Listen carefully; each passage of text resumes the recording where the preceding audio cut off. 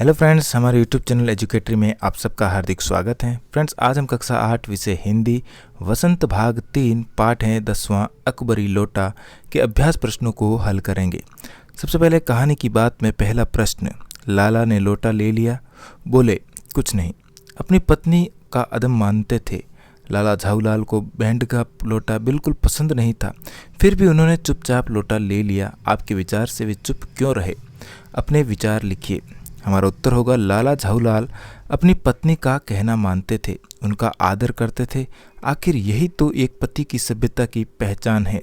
साथ में उन्होंने यह भी सोचा कि अभी लोटे में तो पानी दे रही है, ठीक है, अगर थोड़ी सी और आनाकानी की तो बाल्टी में भोजन मिलेगा। इसलिए उन्हें बेढंगा लोटा पसंद न होने के कारण भी अपनी इज्जत और पत्नी के लिए चुपचाप लोटा ले लिया।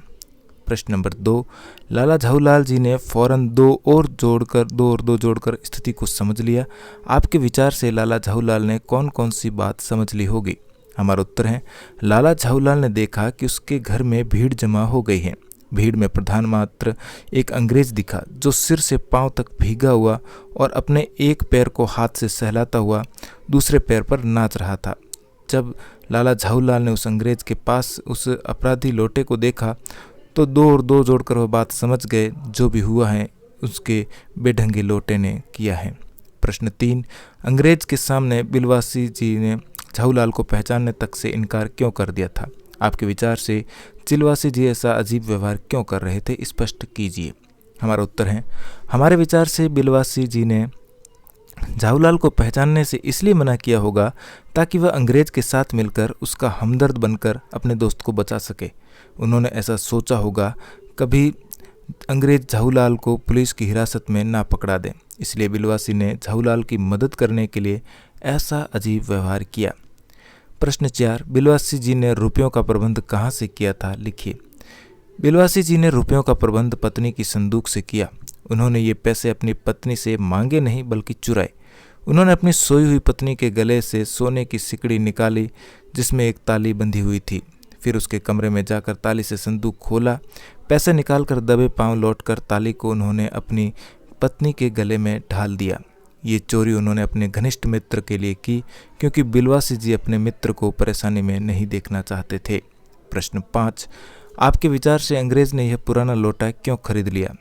आपस में चर्चा करके विस्तार वास्तविक कारण की खोज कीजिए और लिखिए। हमारा उत्तर है, अंग्रेज ने यह पुराना लोटा अपने अहम और लोभ के प्रभाव में पड़कर बिलवासी जी को नीचा दिखाने के लिए खरीदा।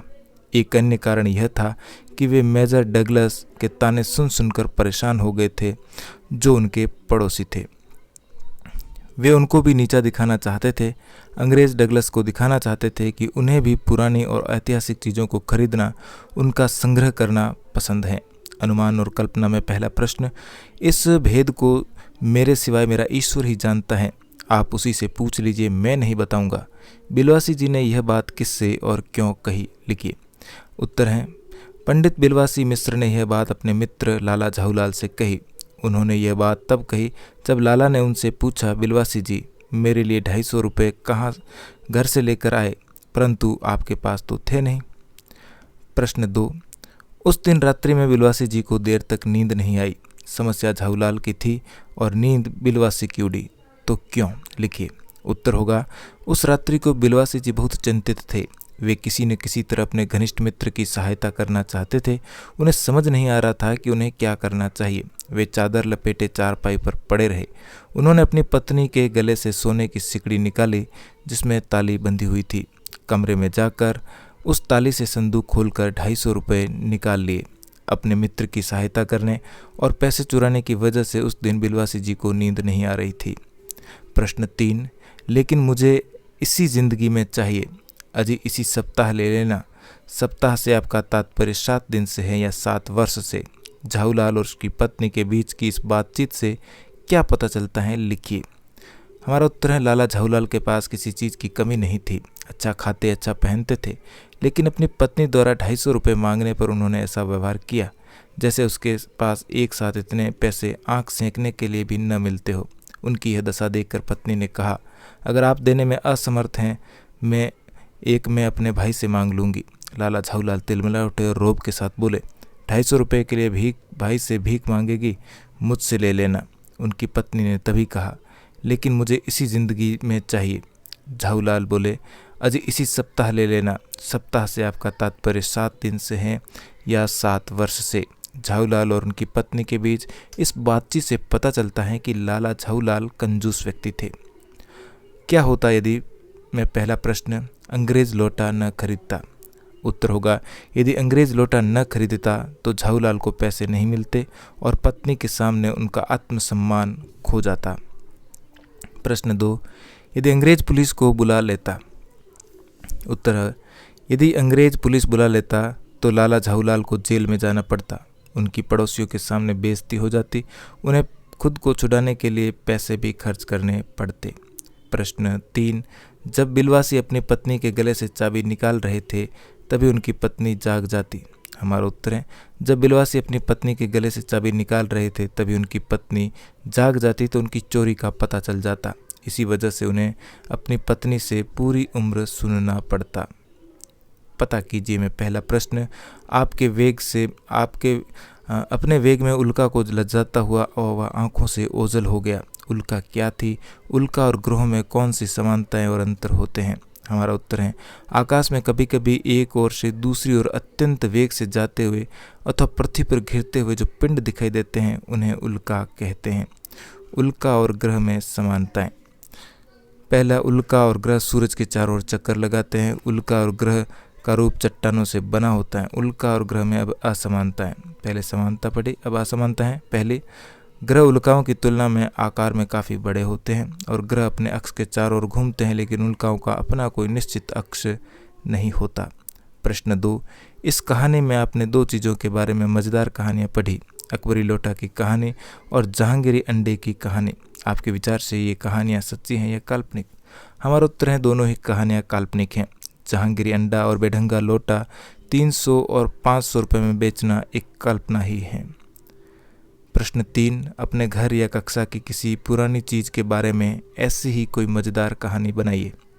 हम उत्तर में लिखेंगे, मेरे घर में मेरे पापा एक बार कई साल पुरानी गणेश भगवान की मूर्ति लेकर आए थे, जिसे देखकर सब खुश हो गए थे। सब ने गणेश जी का स्वागत एक पूजा करके किया। वह सिर्फ पुरानी ही नहीं, अनमोल भी थी। मैं अपने दोस्तों को भी वो मूर्ति दिखाने के लिए लाया था। सबको मूर्ति बहुत पसंद आई थी।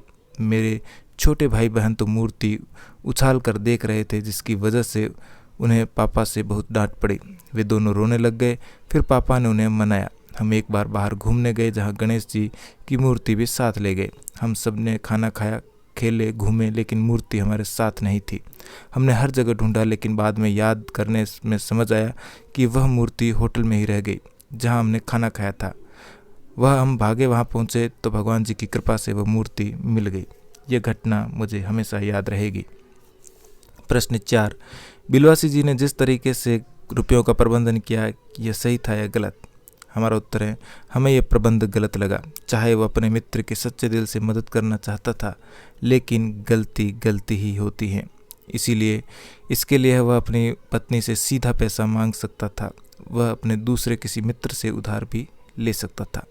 भाषा की बात में पहला प्रश्न, इस कहानी में लेखक ने जगह जगह पर सीधी सी बात करने के बजाय रोचक मुहावरों, उदाहरणों आदि के द्वारा कहकर अपनी बात को और अधिक मज़ेदार और रोचक बना दिया है।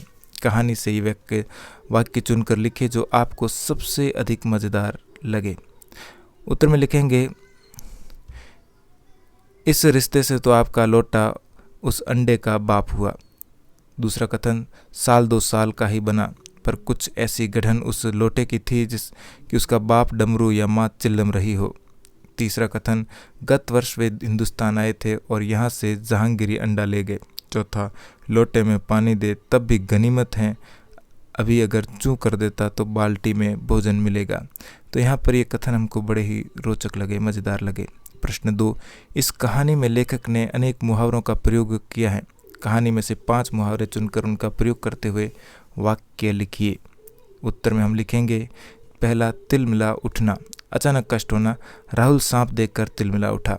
दूसरा है, दुम दबाकर भाग निकलना, इसका अर्थ होता है डर के मारे भाग जाना।